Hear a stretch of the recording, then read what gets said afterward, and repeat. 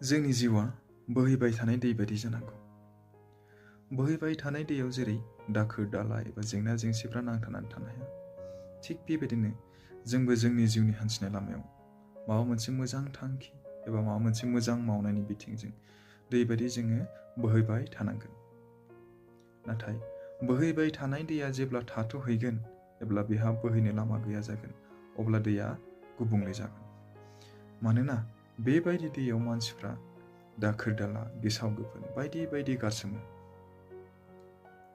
थामहिनबा जों जोंनि जिउनि हान्थिनाय लामायाव दै बायदि थाथ'हैयोब्ला जोंनि साननाय, जोंनि आखल गियान मावनाय दांनायफ्राबो गुबुंले जागोन। बेनिखायनो जोङो थाथ'आलासे दै बायदि बोहैबाय थानांगोन। माबा मोनसे मोजां थांखि लानानै माबा मोनसे मावनायनि बिथिंजों सानसे नङा सानसे जों बे थांखिखौ मोनहैथारगोन।